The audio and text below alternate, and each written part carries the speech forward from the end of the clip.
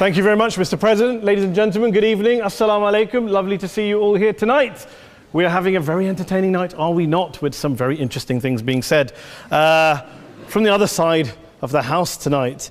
Let me begin by saying, as a Muslim, as a representative of Islam, I would consider myself an ambassador for Islam, a believer in Islam, a follower of Islam and its Prophet. So in that capacity, let me begin by apologizing to Anne-Marie for the Bali bombings. I apologize for the role of my religion and me and my people, for the killing of Theo van Gogh, for 7/7. Yes, that was all of us. That was Islam, that was Muslims, that was the Quran. I mean, astonishing claims to make in the very first speech tonight, on a day like today, where the Conservative Prime Minister of the United Kingdom is having to come out and point out that these kind of views are anathema.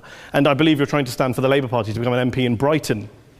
If you do, and you make these comments, I'm guessing you'll have the whip withdrawn from you, but then again, UKIP's on the rise, they'll take you, the BNP, they might have something to say about your views. This is what Mehdi Hasan always does. By the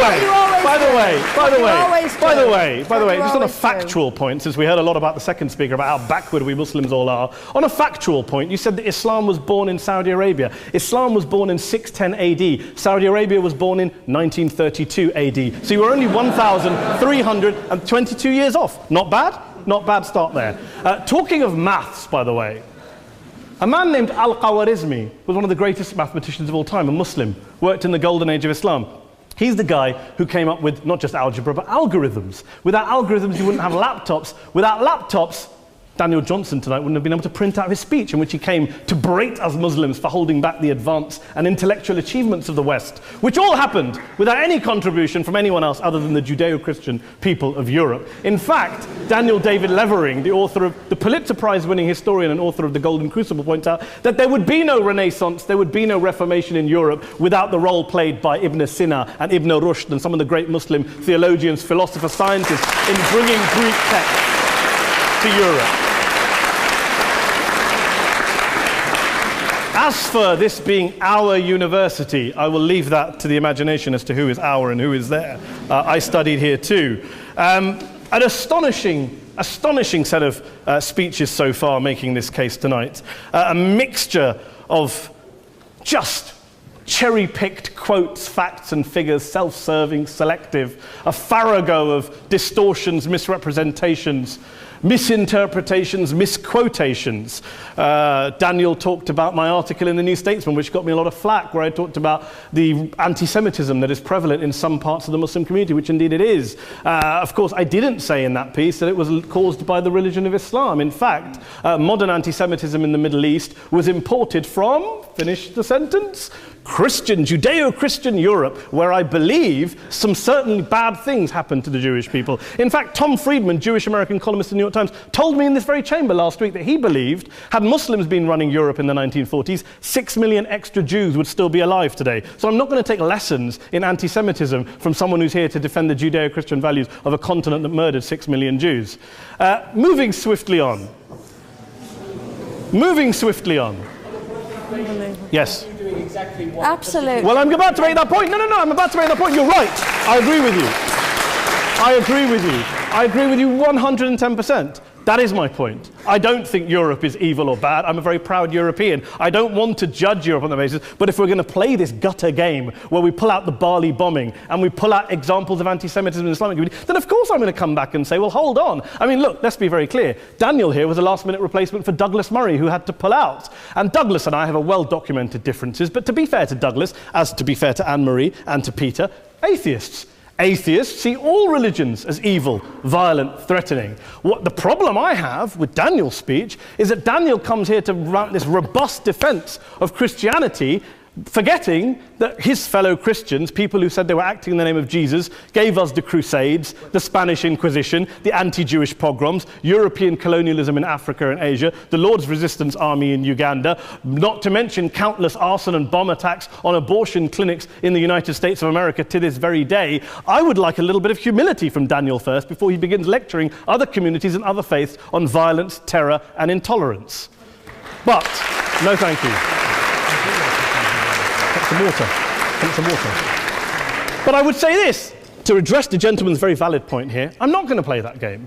I don't actually believe that Christianity is a religion of violence and hate because of what the LRA does in Uganda or what Crusaders did to Jews and Muslims in Jerusalem when they took back the city in the 12th or 13th or whatever century it was. I believe that Christianity, like Islam, like pretty much every mainstream religion, is based on love and compassion and faith. I do follow a religion in which 113 out of the 114 chapters of the Quran begins by introducing the God of Islam as a God of mercy and compassion. I would not have it any other way. I don't follow a religion which introduces my God to me as a God of war, as some kind of Greek God of wrath, as a God of hate and injustice. Not at all. As Adam pointed out, you go through the Quran and you see the mercy and the love and the justice. And yes, you have verses that refer to warfare and violence. Of course it does. This is not a motion about pacifism. I'm not here to argue that Islam is a pacifistic faith. It is not. Islam allows military action, violence in certain limited contexts. And yes, a minority of Muslims do take it out of that context. But is it religious? We talked about Woolwich. Daniel and Anne-Marie have suggested that it's definitely religion that's behind all of this. Well, actually, what I find so amusing tonight is we're having a debate about Islam. And the opposition tonight have come forward. We have a graduate in law, a graduate in modern history, a graduate in chemistry.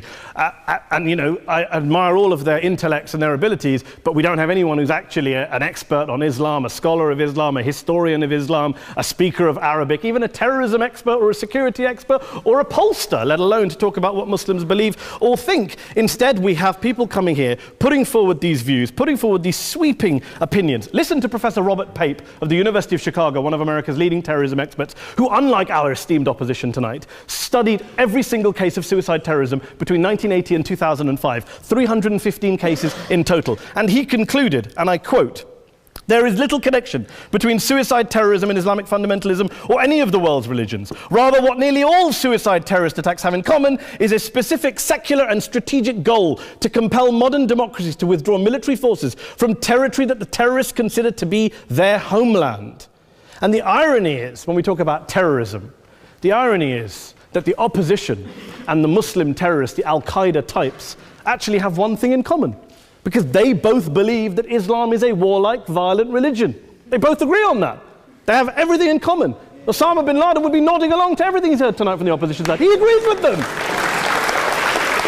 The problem is that mainstream Muslims don't. The majority of Muslims around the world don't. In fact, a gentleman here started quoting all sorts of polls. Gallup carried out the biggest poll of Muslims around the world of 50,000 Muslims in 35 countries. 93% of Muslims rejected 9/11 and suicide attacks. And of the 7% who didn't, they all, when polled and focus grouped, cited political reasons for their support for violence, not religious reasons. And as for Islamic scholars and what they say, well, Daniel talks about our University of Oxford. We'll go down to Oxford Centre for Islamic Studies, get hold of a man named Sheikh Afifi Al-Akiti, who is a massively well-credentialed and well-respected Islamic scholar who has studied across the world, who in the days after 7/7 published a fatwa denouncing terrorism in the name of Islam, calling for the protection of all non-combatants at all times and describing suicide bombings as an innovation with no basis in Islamic law. Go and listen to Sheikh Tahir al-Qadri, one of Pakistan's most famous Islamic scholars, who published a 600-page fatwa condemning the killing of all innocents and all suicide bombings unconditionally without any ifs or buts. There's nothing new here. This is mainstream Islam, mainstream scholarship, which has said this for years. You don't go out and kill people willy-nilly in the high street or anywhere else on a bus or a mall based on verses of the Quran that you cherry-pick without any context, any understanding, any interpretation, or any commentary. Point of information. Please. Well, it doesn't happen, apparently. I didn't say it doesn't happen at all. I never said it didn't happen. I don't blame Islam. Yes, it's a very good point. And a lot of us are campaigning against that. And we're campaigning against it in the name of Islam. We're campaigning against it in the name of various interpretations of Islam. Anne-Marie comes and scares us with her talk of Sharia law. I would like to see the book of Sharia law. It doesn't exist. People argue over what Sharia law is. And you empower the extremists by saying there is only one version. You empower them all. I don't believe you took any interruptions, Anne-Marie, so I think you should stay there for a moment. Several countries. Here's what we're dealing with. Here's what we're dealing with. We are dealing, I took your point.